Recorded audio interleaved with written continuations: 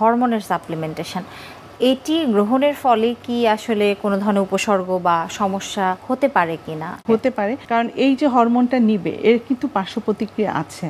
সেজন্য জানতে হবে কে কি নিতে পারবে আর কে কি নিতে পারবে না। যেমন যার অনিয়মিত মাসিক আছে সে নিতে পারবে না, যার লিভারে সমস্যা আছে, গল ব্লাডারে কোনো সমস্যা আছে, হার্টের প্রবলেম আছে, হ্যাঁ, যাদের প্রেশার হাইপারটেনশন আছে, এইসব পেশেন্টরা এই ধরনের হরমোনগুলি থেকে বিরত থাকতে হবে।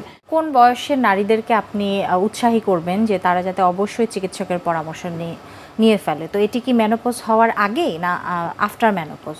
আসলে মেনোপজ একটা সিরিয়াল একটা পর্যায়ক্রমে আসে, যেহেতু এটা পর্যায়ক্রমে আসে। মেনোপজের আগে পেরিমেনোপজাল একটা সময় আছে। দেখা যায় যে একজন মেয়ে মেনোপজ হওয়ার আগেই দেখা যায় যে অনিয়মিত মাসিক হয়, 3 মাস 4 মাস পর পর, 6 মাস পর পর তার অনিয়মিত মাসিক হয়। পেরিমেনোপজাল যে সিমটমগুলো, এগুলো দেখা যায় মেনোপজ হওয়ার আগে থেকে শুরু হয়ে যায়। সেই জন্য তখন থেকেই চিকিৎসকের পরামর্শ নিতে হতে পারে। ফলো আপের ব্যাপারটি তো অনেকেই আছে যে একবার যদি সাপ্লিমেন্টেশন দিয়ে দেওয়া হয় তারা কিন্তু সেটা লাইফ টাইম দেখা যায় কন্টিনিউ করছে।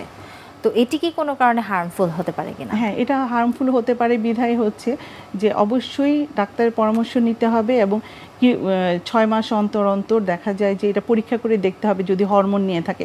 এছাড়া হরমোন নেওয়া ছাড়াও যে এটা চিকিৎসা নাই তা না, আছে। যেমন সে ব্যায়াম করতে পারে, রেগুলার হাঁটতে পারে, ব্যালেন্স ডায়েট খেতে পারে। কিছু কিছু খাবার আছে, সেসব খাবারগুলি যেমন মেথি, তারপরে আরও কিছু খাবার আছে যেগুলি যে ফাইটোএস্ট্রোজেন পাওয়া যায়, যেমন সয়া, হ্যাঁ, এই ধরনের কিছু খাবার আছে যেগুলো খেলে যে দেখা যেতে পারে যে তার এস্ট্রোজেনের যে অভাবটা, যেটা ন্যাচারাল এস্ট্রোজেন, সে কিছু নিতে পারে।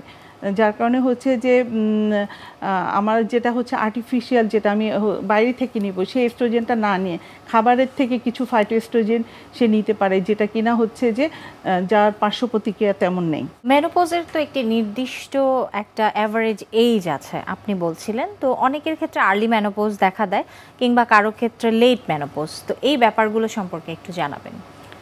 সাধারণত যারা বডিতে যাদের চর্বি বা ফ্যাট যাদের বেশি আছে তাদের একটু দেরিতেই মেনোপজটা হয়। হ্যাঁ, যেহেতু আমাদের বডির যে হরমোন যেটা, সেটা র ম্যাটেরিয়ালটা ফ্যাট থেকে আসে, যার কারণে তাদের দেরিতে মেনোপজ হয়। যারা একটু শুকনা বা যারা অ্যালকোহল বা যারা আমাদের দেশে যদিও ধূমপায়ী মহিলা খুবই কম আছে, এদের ক্ষেত্রে দেখা যায় যে আর্লিতে মেনোপজ হয়। আবার কিছু কিছু দেখা যায় যে জেনেটিক্যালি অনেকের প্রিম্যাচিওর ওভারিয়ান ফেলিওর হয়ে যেতে পারে, তাদের ক্ষেত্রে দেখা যায় 35-এর আগেই মেনোপজ হয়ে যাচ্ছে, আর্লি মেনোপজ হয়ে যেতে পারে। এই ক্ষেত্রে তো আসলে তাহলে যেই প্রজনন যেই সমস্যাটি, সেটি হয়তো দেখা দিবে যদি আর্লি মেনোপজ হয়ে থাকে কারো।